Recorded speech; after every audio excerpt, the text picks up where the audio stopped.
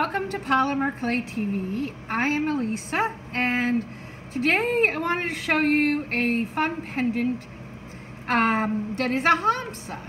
And these are 3 of our graduated cutter Hamsas that we just made, and they're really cool. Hamsas are for protection, and it's a really nice thing. And I thought, well, we've got these silk screens, and if you are not on our newsletter, you're going to want to get on there, because this Sunday we are going to have a special and you can get these silk screens free. So definitely check that out at polymerclaytv.com and sign up for our newsletter so you're the first to know how you can do that. But I'm going to use this today because I love it. These are beautiful mandalas, and I love the way it looks on the Hamsa. On this one here, I used a silver paint, and I used a thicker paint like an Artist Loft or Liquitex, I believe I used on that. So I didn't use a cheapy paint because I didn't want it runny, and I wanted all the lines to be crisp. So that's important to remember. If it's very detailed, it's better to use a thick acrylic paint to do your silk screening. So this is what I used right here, because I've already made these silk screens. Okay, so I just used today the guava clay, and I already silk screened these because I wanted them to be dry. You're going to need some jewelry tools. I have some jump rings, I have some screw eyes, and some other jump rings that I had around, different shapes, and a crystal or whatever you want to hang from your pendant. And of course you'll need some pliers. I like the rubber tipped tool to get my clay out of cookie cutters if need be, like in a corner or something. I like to have that handy. I always have my handy dandy poker, a blade, and a roller. So you don't need a lot, just, you know, stuff you have on hand. But here's one I did where I textured the background with a stamp, just a deeply etched rubber stamp, and then I silk screened and cut out this. So this is basically a stack of these 2. Okay, so this can be made into anything. I'm actually making a wall plaque with this piece, and I'll show you that one when I get done with it later this week probably. I'll post it on Facebook for you guys to see. But as you can see, there's 3, so I thought the smaller ones are perfect for a pair of earrings. How cute are those going to be? So I just silk screened, actually used this silk screen here and cut pieces of it. And you can do it opposite direction if you want, but I just wanted it to be the same, so I just cut it out that way.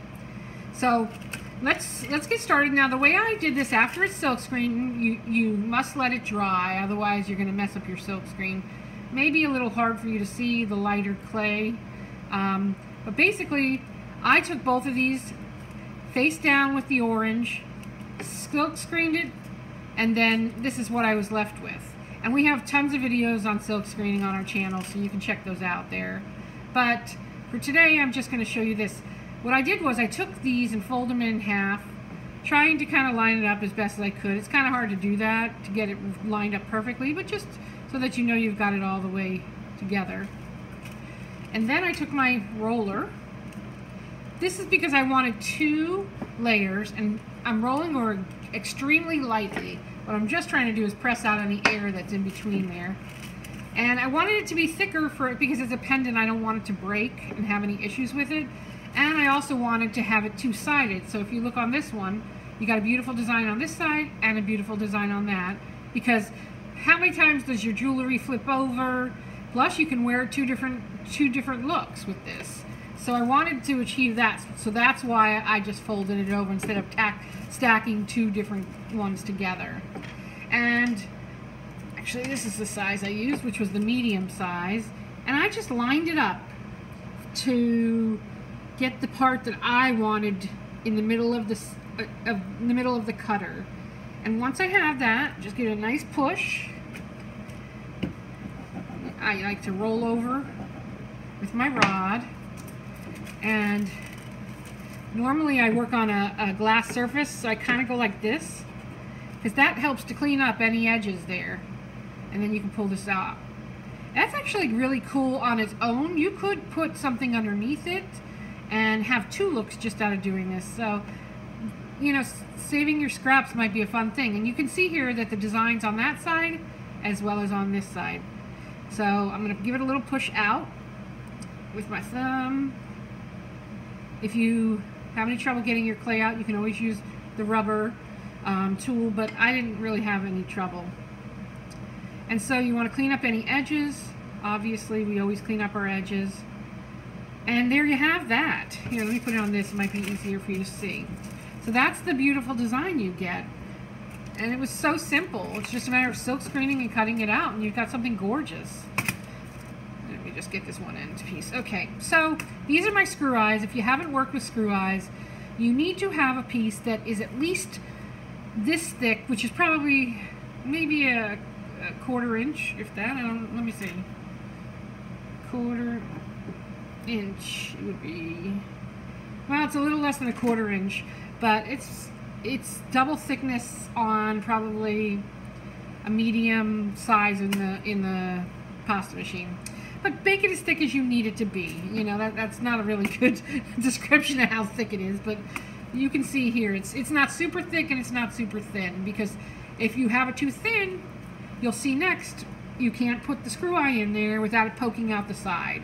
So I'm going to use this copper one since I used copper paint, and I set that aside, and I want to come in from the top, and I want to find my middle, and I want to make sure that it goes straight down without poking out the back side. And keeping your finger there can help, so you can feel it and know that it's not. And I kind of bury it a little at the top. You know, I don't like it sticking out too much, and also that helps, you know, to make it more stable when you kind of get it stuck in the clay. And it's as simple as that. It's not coming through on that side or this side, so it worked perfectly. So then I want to poke a little hole down here. Now, another thing is, when you're poking holes, you don't want to go too close to the edge, because then it could break on you. You want to go a little in, but not so far in that you can't get a jump ring in there. So I'm going to go about this far in, and I'm going to just push down and give it a little twist. Then I'm going to pull it up and come back in the other side.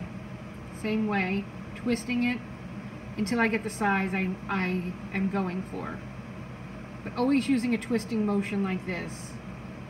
That helps it to not fray the clay or break it. And as you can see, there's my nice hole, and it's perfect now for me to hang anything I want from it, which is our next step.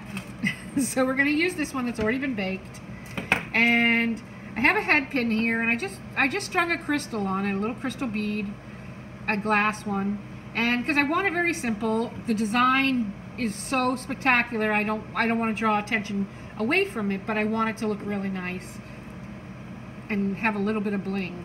So I also have a cutter here, and I'm just going to cut it maybe about, let's see, maybe about right here. And then I actually save these because you can still use them for other things. And so I'm going to take my plier, and I'm just going to start to twist it, because I'm now trying to make just one small little loop here. One that'll stay there and the bead won't fall off. This wire is hard. I wasn't expecting that. I don't do a lot of use. You'll see that I don't finish a lot of jewelry because, to be honest, these pliers are very hard for me to use with my carpal tunnel. So, but something simple like that doesn't take that long to do. Okay, so I just twisted the end of, I just bent it over so that it creates a loop. So now we want to add it to our piece. Actually, looks like it's going to fit pretty good. So let's slip this on. Okay, so I slipped it on there. Took me a bit, but the old hands just don't work like they used to. And so I slip it through and then close my jump ring. And then now I've got this cute little dangle from my Hamsa. And you can string it any way you want, some sari ribbon, or, you know, another cute ribbon, or some black cord. Anything will work. And you really got a cute pendant. I mean, and it really is a simple thing. You can make yourself some cute earrings to go with it. If you wanted to hang a crystal from the earrings, that would be super easy to do. It would look really, really cool.